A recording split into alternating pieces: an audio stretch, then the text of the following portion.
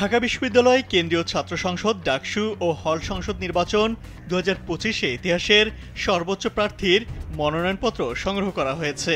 সংশ্লিষ্ট সূত্রে জানা গেছে, এবার সর্বমোট মনোনয়নপত্র সংগ্রহ করেছেন 2085 জন শিক্ষার্থী।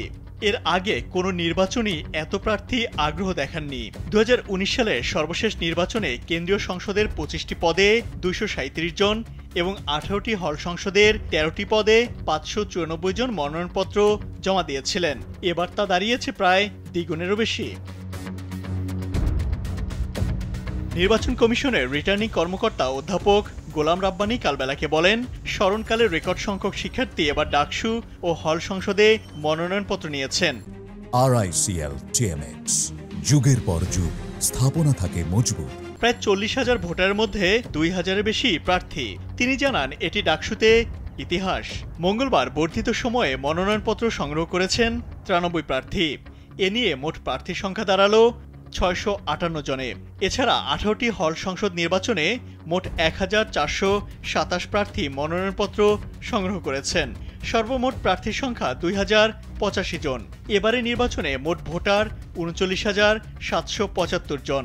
সেই হিসেবে প্রতি 19 ভোটারের বিপরীতে একজন প্রার্থী মনোনয়নপত্র সংগ্রহ করেছেন। তবে কোনো প্রার্থী একাধিক পদে মনোনয়নপত্র নিয়েছেন বলেও জানা গেছে। রিটার্নিং কর্মকর্তাদের সিদ্ধান্ত অনুযায়ী একজন প্রার্থী একাধিক মনোনয়নপত্র সংগ্রহ ও জমা দিতে পারবেন। তবে একজন প্রার্থী কেবল একটি পদই নির্বাচন করার সুযোগ পাবেন।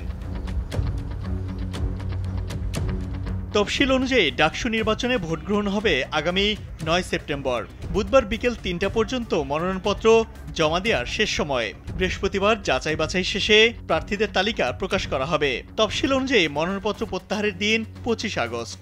প্রার্থীদের চূড়ান্ত তালিকা প্রকাশ করা হবে 26 আগস্ট। এদিকে মঙ্গলবার জাতীয়তাবাদী ছাত্রদল এবং বাকশাল নিজেদের প্যানেল ঘোষণা করার কথা থাকলেও এদিন তা হয়নি। বৈষম্য বিরোধী ছাত্র আন্দোলনের সাবেক মুখপাত্র উমামা ফাতেমার নেতৃত্বে স্বতন্ত্র প্যানেলেরও ঘোষণা আসেনি।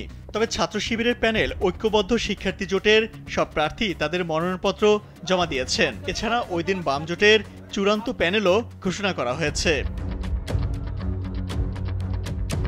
শেষ দিনে এসেও ছাত্রদলের বেশ কয়েকজন নেতাকর্মী মনোনয়নপত্র সংগ্রহ করেছেন। তবে তাদের কেউ এখনও ফর্ম জমা দেননি। সংগঠন সূত্রে জানা গেছে, এখনও প্যানেল নিয়ে চূড়ান্ত কোনো সিদ্ধান্তে পৌঁছতে পারেনি দলটির হাইকমান্ড। বিশেষ করে ভিপি, জেএস এবং এজিএস শীর্ষ এই 3 পদে কাকে রাখা হবে তা নিয়ে চলছে দফায় দফায় বৈঠক। সবাই তাকিয়ে আছেন বিএনপির ভারপ্রাপ্ত চেয়ারম্যান তারেক রহমানের দিকে। এদিকে চরম অন্তর্কুন্দলে পড়েছে বাকশাল। সংগঠনটির একাধিক সূত্র জানিয়েছে, ভিপি এবং জিএস পদ চূড়ান্ত হলেও এজিএস নিয়ে এখনও চলছে দর কষাকষি। কে হবেন এজিএস তা নিয়ে বিভিন্ন স্তরে কয়েকদিন ধরে দফায় দফায় আলোচনায় বসেন সংগঠনটির শীর্ষ নেতারা। ইমতিয়াজ আহমেদ, কালবেলা।